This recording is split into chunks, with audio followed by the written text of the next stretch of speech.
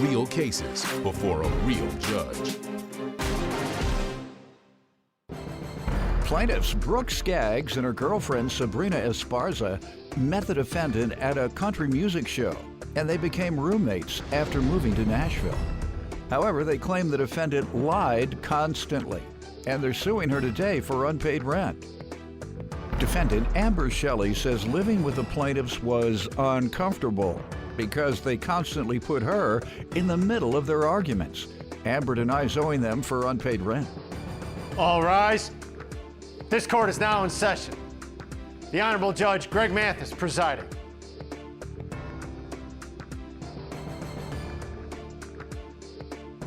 You may now be seated. Start with you all. All right, so we met Amber back in the beginning of 2020.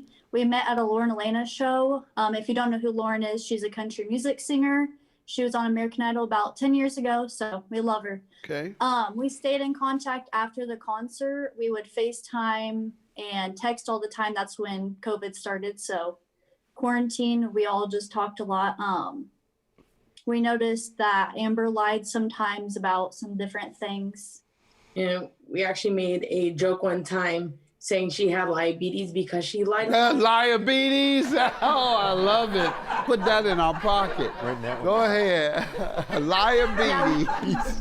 We would encourage her not to lie because we love her the way she is, so we didn't think What that type was of things, if you don't mind saying? What type of, just the small things perhaps? Yeah, Some people some just people like- liabetes. They just lie about small stuff. Go ahead. Just like something little about her, you know, about dating a boy for 4 years, and we found out they never even dated. It was like little things like that, and we're like, I don't know if she wanted to like try to fit in, or we just wanted to, you know. Okay. And we loved her, like we, you know. But you all got along and you maintained your friendship? Okay. Yes.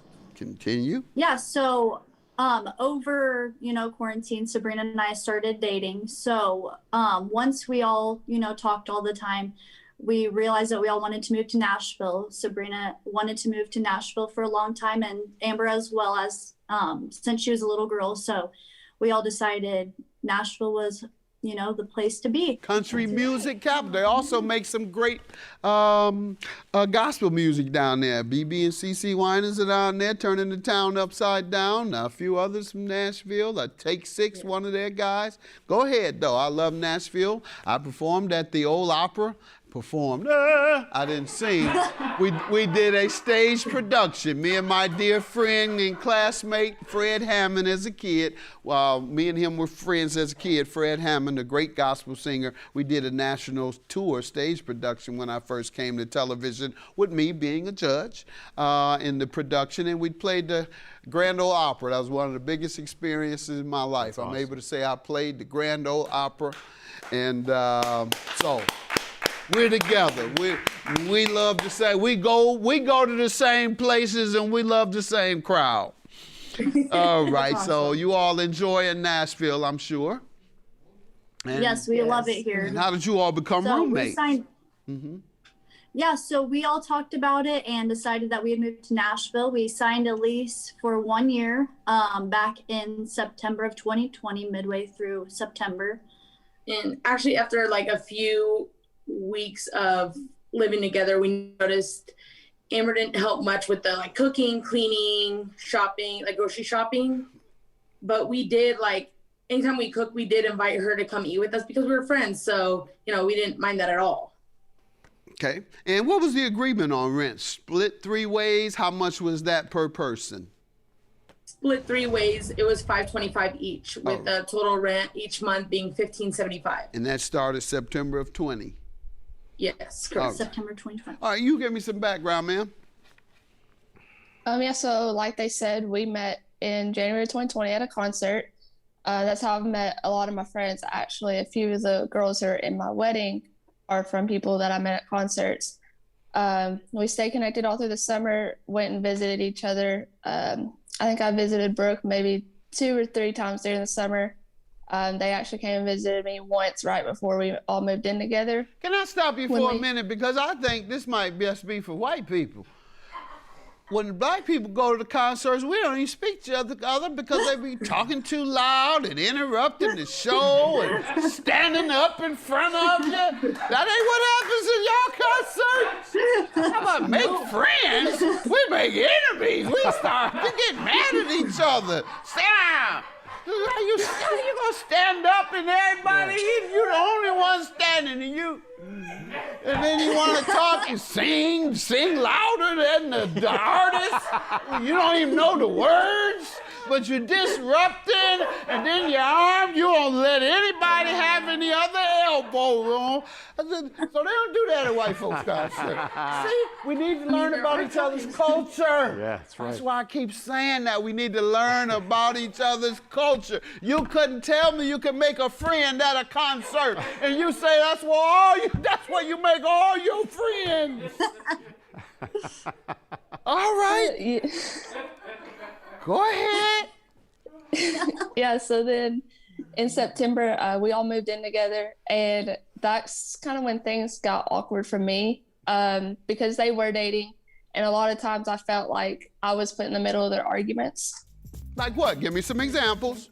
Give me some minutes. Yeah, for example, I'd be coming home from work, and I'd either get a phone call or a text message saying, hey, I'm not home, we're fighting, so I left, just wanted to let you know. And it would go from that to I would get text messages asking to go and talk to the other person to figure out what was happening. And if you look on page 3, there's text evidence there just showing that I was put in the middle of an argument and being asked, like, what is she doing? What is she saying? And it just got to too much to make me feel uncomfortable. Okay, well, that's what friends are for, quite frankly, to go to their friends when they are in distress or hurt or want to vent or want advice. On the other hand, it can go too far if you have mutual friends and you're not encouraging them somehow to reconcile. Serve as mediator, that's what a friend does with a couple who fuss. Did you serve as mediator? Well, gotta take both sides when you're a mediator.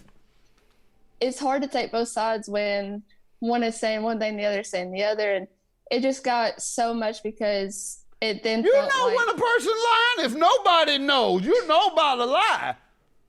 Somebody lying and you know who it is. Don't even try it. Why they call you Liabetes anyway? For real, you've heard that's your name, nickname? Or street name? No. Your street name is Liabetes? No. Okay, well, why they call you that then? I mean, I did lie sometimes, and Everybody they did lies call me out on sometimes. it. Go ahead. That's what friends were for. They called me out on it, and when all that was going on, I had a lot of mental health issues going on at that time, and they're not going on anymore. I got a lot of help, got a lot better, but those were going on at the time. Okay. All right. Good that you've gotten better. And when I say everybody lies sometime, I'll tell you when I lie is when people who I know want money out of me, the smallest amount, and perhaps they're addicted to drugs. Well, I know a lot of people like that, and I still see them because I still go back to the old neighborhood and help in other capacities. When they ask me for $20, and I know you're going to go and spend it on crack. So I'm saying, I don't have it. And then I grab my Bible, and I get down, and I say, Lord, forgive me. I don't grab the Bible, but I do say to myself, forgive me, Lord, and I hope you don't hold that. I don't burn too much for that. Nonetheless, I just wanted to clarify that. Well, Judge, he's a big liar too? Yeah, you are too. Whoever's talking about that, you lied too. All right, when your son come ask you for something and you know he ain't doing right with it, you're going to say, I don't have it. All right, now, tell me how the lawsuit came about here, ladies. Yeah, so I would say about 2 months into our lease agreement, she sent Brooke and I a text message letting us know that she will be moving out either this week or the next. And, you know, she was going home to be with her boyfriend and just other stuff. She just wanted to be home. So, you know, we weren't happy about it, but we also can't, you know, make her stay. And she had stated that she would continue to pay rent, and she would never leave us high and dry Okay. on that. And then, if Your Honor, if you could refer to page 2. What is it going to tell me? Halfway through, it says, obviously, I'll still figure out a way to pay rent, but if there's any way y'all can find someone to take my place, it would be greatly appreciated. And Okay. we also did reach out to people, people over Facebook. A few friends of mine, I was like, hey, we're in need of a roommate. Were you successful? Obviously not. No. Okay, and we you did not all have made luck an in earnest effort. It is ultimately, the law requires her to find a substitute roommate because she's the one putting you at risk of financial harm.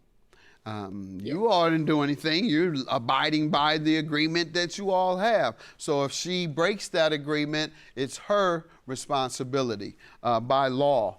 And if she's made an earnest effort and you all have made an earnest effort and can't get anyone, then there's a reasonable amount of time in which she can be held liable for the rent that she abandoned. Yeah. Right. And so what do you say about this young lady? She says you did indeed. They're suing you, even though you said you wouldn't leave them in a bind. Yeah. So whenever I decided to move out and all that happened, I told them that as long, as they were trying to find somebody, I'd continue to pay.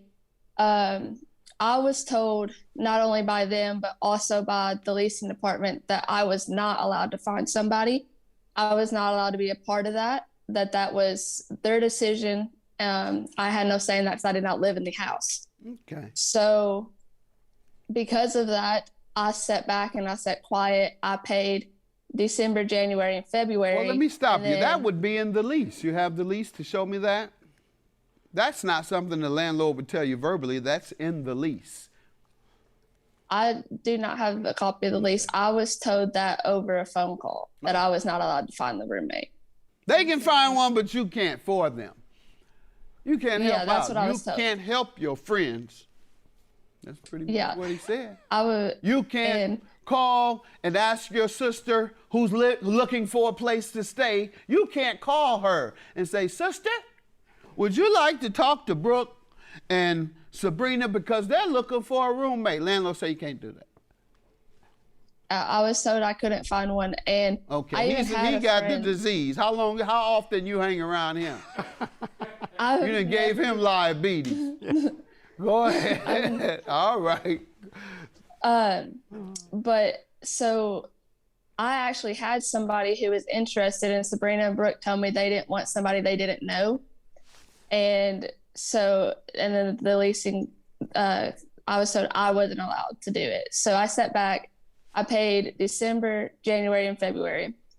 I was told in February so that you one of were their breaking friends, the management or landlord's request of you. Well, I had found that my friend had wanted to move in before he told me that. I told him I had somebody, and he told me it wasn't up to me. Got it. All right. Yeah. It was up to their approval. I think that's what he was telling you. You can find someone, but if he's telling the truth at all, you misinterpreted him, and he was telling you that they have to approve the roommate. Now, that is true. Go right ahead. But for that reason, you misinterpreted and you didn't think you could participate and help find a replacement roommate for a lease you abandoned. And so what did you think? How did you think they were going to be made whole? You as a friend, them being in this position, how do you think they should be made whole without you leaving them in a financially uncomfortable deficit? Well, I was still paying 3 months. I still paid December, January, February. And in February, I was told that one of their friends was coming down to look at the apartment. I didn't hear anything back from them until the beginning of March when rent was late. And that's when they told me that she had to change plans and wasn't coming down until middle of March. All I had to my name was $300.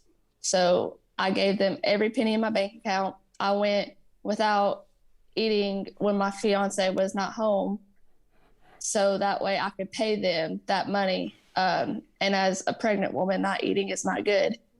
I didn't have a job. I wasn't making money.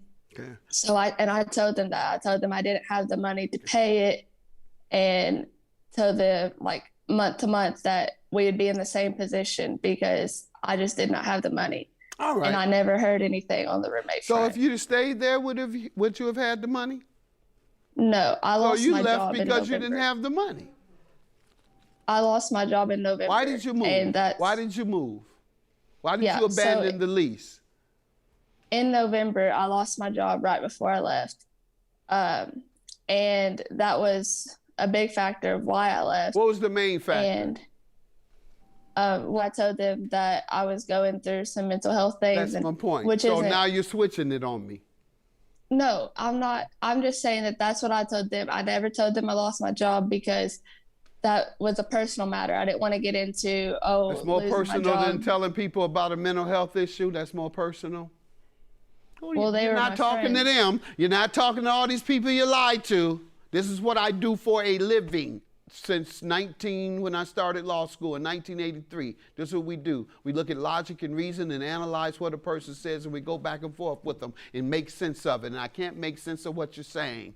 You said the main reason is because you had a mental health problem. You say I didn't even tell them about my financial bind. And anytime a person can't pay, it's the factor. It's the main factor. And I say, why didn't you tell them about your financial situation that you lost your job? Because I would be embarrassed, or I didn't want them, it was too personal. And so mental health disclosures are less personal than not having money in your pocket. They already knew about the stuff I was going through. So to me, it was easier just to use that as Use this is it. why I was going home. Use it. That implies lie. That implies giving an excuse that perhaps isn't the real one. Use it as the reason, not tell them that is the reason. Use it, meaning I tried to find some excuse to use. What happened with your mental health? Where did you go? I've seen multiple counselors. I came home. I moved in with, Where did you move? You moved home? oh, yeah, I moved home into the house of my fiance. He lives, Moved home to the house of my fiance. That's the home you moved to. I believe zero of what she says. She's contradicted herself. She withheld the most critical reason that she left, and that is money. Because mental health treatment, you could have gone to counselors before leaving your lease and putting them in a bind. Instead, you moved in with your boyfriend. Have a good day. Judgment for the plaintiff in the amount requested. Bye. Thank you, Your Honor. Thank you, Your Honor. I mean, I hope this is all like a learning experience for all of us, and I hope we can move on from there. You know, I wish you nothing but the best, Amber. I know you're pregnant and stuff, but I wish you nothing but the best. I just wish you all the best, and that's all. Yeah.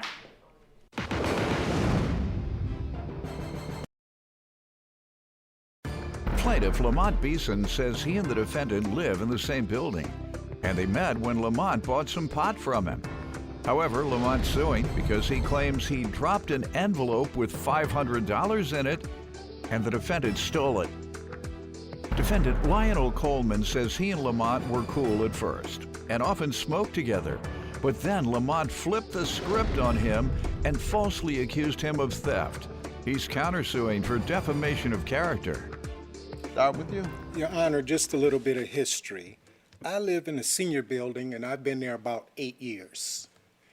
And everybody in this building knows me, knows who I am, you know, and it's mostly, well, they're all seniors.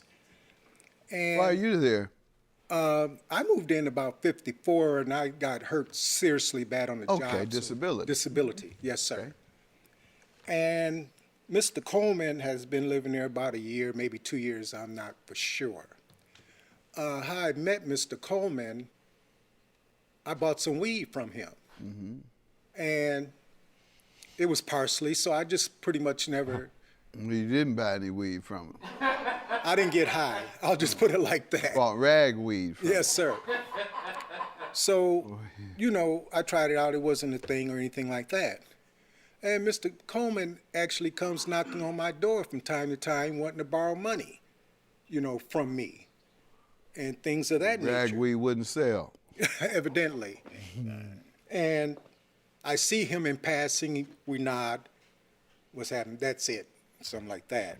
Now, the building you live in, doesn't it have a community room or something, or a cafeteria or something? Yes, it does, Your Honor. You all never see each other there and talk, No, or do you associate down there? No, sir, I'm not one to, I don't really get involved in a lot of functions, but I do contribute to whatever they have. The last one they had, it was outside barbecue. I got 4 things of brats, gave it to them. Hey, that's my contribution. Okay. $20 here, you know, I don't. Okay, I was just wondering if you all socialized during those times. No, sir. No, sir. Not at all. Okay. So I had been hearing things about Mr. Coleman, but I didn't pay no attention that he, you know, crackhead. And there's many crackheads in the building and things like that. But I ain't thinking about, you know, anything like Somebody alleged that about him? They alleged it. And then I got crackheads that told me that. So I've been knowing them. So I believe. Why do you know so many crackheads? Because they live in the building. I know the people, Your Honor. I've been there 8 years. I know some of the people. Like most of the people you know on crack. Your Honor, I don't really even associate with anybody in that building. You just said all your buddies are on crack and they all told you Your that Honor, they smoke crack with him. Your Honor, I didn't Like say. y'all used. You didn't say all that? I didn't say about any of my buddies being on crack. I thought you said my buddies are I all said- on I- crack. I They said- told me he was, and they said he's on crack just like we used to be. I never said my buddies, Your Honor. They're just people. Well, who was on crack? These are just people I know in How the you building. just know them? These are people I know. They used to be good friends. I mean, coming out the back door, doing different things I see. Different things like what? Going to cars, getting out of cars, coming back and forth, things of that nature. And what they're doing, it's their business. That ain't my thing, Your Honor. That's not my thing. You don't smoke crack with them? No, never. Never. Promise? Promise. No, sir, that's not me. You know an awful lot of crackheads in the building. Yes, sir, I do. I've been there 8 years. To give you the test. It's 200 people in the building, Your Honor. Let me know if you see him sweating or shaking. He's looking a little shiny now. You can't even look at it. You know, if you come here, y'all who come here acting all stiff and serious, Yeah. I ain't gonna let y'all do that to my show. People be turning the channel. Really? Well, Your Honor, I'm just answering your questions, Your Honor. No, sir. He's lying. You're either gonna lift this up or I'm gonna lift it up. I'm gonna help you. Lift it on up, sir. I'm ready for it, Judge. You sure are. I'm ready for it, Judge. You sure are. You've been doing well. All right. And give me some background, sir, on your association and living there in the building. Well, he seemed like when we met, he was pretty cool and everything like that. And we smoked. And all of a sudden, he flipped the script on me. Yeah, you brought that bad weed over. I would too. You bring me some I bad didn't even weed, sell him I'll no stop weed. speaking too. I When never you sold know, him no weed, Your Honor. Anyway, You say y'all smoke together? we No, smoked, but we I didn't never give him smoked. any, sell him any. Your Honor, we never You said. And gotta sell it. If we smoking and you bring me some rag weed, I'm not speaking to you anymore. So maybe that's why he lying, because That's- he mad. Well, I might lie on you too. And stop speaking. That's a bad thing. Yes. That's why the Yeah. man ain't spoke to you. Yeah, but I didn't sell him none. We smoked it. Go and, ahead. I think he's on crack. Because for him to be accusing me of stealing is out of character for him. And he knows a lot of crackheads because he just stated that. I never did crack, Well, you're on the list too. you know. You're on and my he list too. just- as a crackhead, so and, make no and sense. You on the crack list. You on the- you on the he acts list like too. he's on crack because the way he acting, sweating, you know what I'm saying? That's me. That's And, just and, me, a little and nervous. for him I to mean, know that's me. anything about it, he have to be around him to smoke it, to try to say somebody that is on it. Well, it's mighty funny. So he trying to Your put Honor, me that in his shoes. It's mighty funny that I keep money. I don't knock on I never anybody's borrowed door, no not money even from for a this cup young of man. sugar. I've been there 8 years. Not even for, I've never knocked on anybody's door. He said you knock on many doors times. No, I don't money. knock on doors, Your Honor. That's You just never a lie. knocked on his door trying to No, borrow sir. any money. You're not no, a Your man. Honor. You're I not a have man. never knocked on his door. Somebody's You're not a lying and man. somebody is on crack. You're not a man. Ask him. That ain't me, Your Honor. I'm messing I don't with even you. drink. And plus, I'm nobody. playing with you guys. I Y'all know, brought I crack understand. in, so Yeah. you know I'm gonna have a ball with that. That's nobody- all I try and laugh about. And number two, I don't believe neither of you all are using it. I tease a lot of people about crack now because there's not as much crack devastation as there was. It's now, unfortunately, pills and heroin. But I hope you all aren't one of the last holdouts. Holdout crackhead. Y'all not holdout crackheads, are you? No, sir. Some folks who just refuse to go to the next level. No, Your Honor. All right. So you on the next level. Yeah, but I've been there. I've been. Yeah. No, Your Honor. No. But I've been there. I've been there a year, about a year and a half.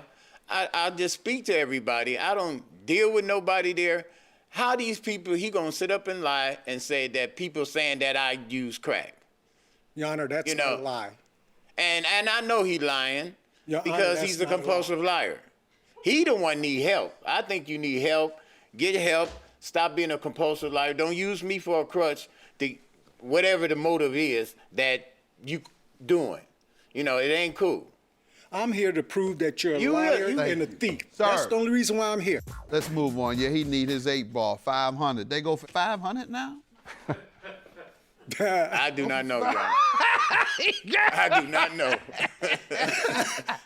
I do not 8 balls know. then went up to 500. All right. Tell me how he owes you this If my 500. ex thought I was even doing something like that, she wouldn't give me a nickel. Yeah, believe me, I know drug addicts when I see and hear them. And so unless y'all knew drug addicts, then I don't believe that about either. No, Your If Honor. you all were drug addicts deep into it, I would know. All right. And tell me about this money you're suing him for, the $500. What happened? Yes, Your Honor. On this particular day, 2/24, my ex came and said she was dropping off some money for me. And when she pulled up into the circle, she handed it through the passenger window. And normally when she loans me money, she gives me a check. And I really didn't think anything about it. I'm with you. Why does his ex have to normally loan him money? Because Why does he have to loan him Sound money? like a crackhead to normally? me. Because Sound like a normally crackhead to I me. loan her money. Irresponsible. I've been with the woman since 1988. Why she has to regularly It's not regularly. give you money? It is not regularly, Your Honor. Go ahead. It is not regularly. When she does loan me money, it's normally in a check. On that particular day when she handed it to me, I put it in my right pocket. I saw a gentleman that I know at the passenger, he had a truck and he was getting things out of his truck. I said, "Oh, bro, you need some help with that? Because I know he's been sickly." He said, "Oh, Mott, I got this. I turned around and said, "Okay." His wife was in the front seat and they're in the truck. She's sitting up. I talked to her a little bit and stuff. Then a wind hit me. So I said, "Oh, I got to get in here." Wind. So I go into the building. Now, Your Honor, you have to picture, in our building, you have to go through 2 doors. And the last door you go through, you have 2 elevators, 2 big ones, and 1 very, very small elevator. It had to be, I'm not exaggerating, 9 to 12 people, I really can't remember, we're all standing in front of these elevators. This gentleman is in the back and came through the last doors. Now we're all standing. The small elevator came. Now you think you would let 2 of them little old ladies get on that elevator and just go on up. This gentleman ran to that little small elevator. Now I have a wagon as well as he does, a fold-up one. But his is twice the size of mine. So to tell you the truth, I don't know how he got it in there and then himself, because I have a hard time with mine. So when he did that, and I know what's going on, I checked my pocket real quick, and then I went back outside real quick. And they said, "Well, dude came right behind you and just picked that up." And it was folded envelope. He said, "Open it up. My name is on it." She wrote my name on it. And he said he looked in it. So I went and told her, went upstairs and said, "Cancel that check, cancel that check." She said, Lamont, that was all cash. I said, oh, doggone it. You know, I told her. And after they told me they saw him pick it up, I had his number because he gave it to me if I wanted to buy some weed, which I had never used at all. And, you know, he says, no, that was my envelope. I dropped my envelope off my wagon. I picked it up. You know, that was my envelope. I didn't pick up, you know, anything of yours. He said that he coincidentally dropped the envelope at the same time as you. He said it was on his wagon and it blew off or something on his envelope. And he insisted he hadn't picked up anything belonging to you. He said, yes, there was an envelope, but I'm the one that dropped that envelope. Correct. That's what he told you? That's what he said, correct. But the people were saying that he came behind me and picked it up. So it would either have to be 2 envelopes involved. Correct. Or he picked yours up. He picked my That's envelope the up. only Correct. 2 scenarios we could have. He picked my envelope. All right, so let me hear from you on this. What happened? Okay, so I'm coming in with my little red wagon, and I came from my daughter's house picking up some mail from her house, because I still had mail coming to her house too. And so it was, I had it on my wagon on top of this plastic bag. And my credit card envelope, it was this long. He said his envelope was this small, and it was folded. My envelope wasn't. I never then it told got you the mad. size of my Then mud envelope. came on, and I wiped it off. I never told you the size of my envelope. Rode in. He was not at the elevator when I got there. He was nowhere around. And I did not get on the small elevator because my wagon wouldn't fit on that small elevator. Your red wagon. My red wagon. So I got on the middle elevator, which is the medium. I It went never up. came. That I went elevator up. didn't come 'cause and I was then- standing in front of the And little then I elevator. put my stuff up, my groceries and stuff, and put it up. And then I filled out my credit card payment, and I went to the post office and mailed it. And then I get a call from the president of the building saying that I didn't know his name was Lamont. So he said, Lamont said that you picked up his envelope and it had a credit card and a check in it. And I said, no, if I There's would have no found credit that, card. I don't even I would know have where turned it credit into the card came office. from, Your Honor. So then I get a call before I came home. Then the president called me again and said it was a credit card and cash in it. I said, won't this guy make up his mind? That's a fib because I You was know- standing Hold on, right sir. Go there. ahead. Make up his mind what story he gonna tell. Then, as I truth. get to my apartment, he called me, and then I recognized who it was. So he said, "Man, you stole my money," and it was cash in it. I said, "Man, I ain't steal nothing, man. And don't call my house cussing me out and everything like that. You called me with a decent attitude," so I hung up on him. No, you didn't. Then the Tell next enough thing niggas- I know, Oh, Lord, I'm going to let you talk. the police came, and then public safety came. And then they said I stole something. I said, I ain't steal nothing. Well, this man saying you stole his money. I said, I ain't steal none of his. When the police came, what happened? Well, Your Honor, I explained to them what happened, but they said, well, come on upstairs to your apartment and let's talk. Tell me where things went from the talk. What happened after that? They told me to stay in my apartment because I was Okay, totally, and what happened after that? I told them I was totally upset, and I said, I'm going down there and take a whooping or Do you have a police report or something? have it, I'm trying right? to see what. Yes, I sir. need Yes, some sir. independent evidence. Yes, sir. Page 3 Page 3. and paragraph Okay. second from the last. I'll just start with this. Upon arrival, I spoke with the caller, Lamont, and advised me that he had gone out to the driveway and spoke with some residents. While he was turning around the back into the building, he dropped the envelope to contain $500. Advised that the resident, Lionel Coleman, had picked up the envelope after he had dropped it. Mr. Beason, I went to apartment 405, this police officer saying, where the suspect, Mr. Coleman, resides. Mr. Coleman spoke to us and claims the envelope he picked up was the one that fell off his shopping cart as he was approaching the building. He has since mailed that envelope that was not dropped by anyone but himself. All right, and I went on the camera system for the building to review the video. At approximately 1 p.m., Mr. Beeson is seen standing next to a vehicle. You're standing next to a vehicle that is off camera, but a white object is seen on the ground as Mr. Beeson is returning to the development. So you've dropped it and you're returning and the camera sees it on the ground. Mr. Coleman bends over and picks up that white object as he approaches, pulling his cart behind him. So they say they have you, sir, on tape. No, I picked up mine. They didn't see me. They didn't see me go past no Sir, envelope. I'll tell you what they say they saw on camera, sir, and they spoke with They you. saw me pick up an envelope. Yeah, they That saw was you my pick up envelope. his envelope. The camera saw you walk up and pick his up. That's what they said the camera revealed. Additionally, they spoke with Connie. She had been seated in a car when the incident took place. She observed him drop something and Mr. Coleman why she didn't pick picked it up? She said she saw him drop it and saw you pick it up. If she saw she dropped it, Your Honor, then she didn't pick it up? She was in the truck. But she's not a thief. And I'm not She's a not thief. on crack. And I'm not on crack either. I sir. don't know what you're on. Talking that lightweight game on me. Don't nothing Who's that, insult me Your Honor? more than game from somebody who think they know the game and don't, selling rag weed. Give me some good game and some good weed if you're gonna come in here acting like you in the game. Doggone right. That's against the man's code to do something like that. Tell him. Would you tell him? No, I'm serious, Judge. We're in our 60s and stuff like that. It's unwritten codes. You know, for men, especially if he knows me, Your Honor, I would have hit his pocket $50, $100. And then I even saw something where you said finders keepers. Did you tell the did. police that? I said, if I would have found it, it'd been finders keepers losing week. Finders keepers. That's what you believe the law is? No. Okay. But I was just saying that if I'd have found it. And that's Your what I claim told is him. dismissed and yours is granted, sir. Good day to you. Thank you, Your Honor.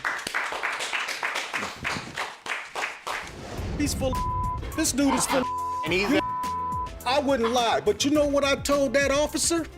I'll go down there and get my whoop or whoops, but we gonna be That's exactly what you the game. Got it.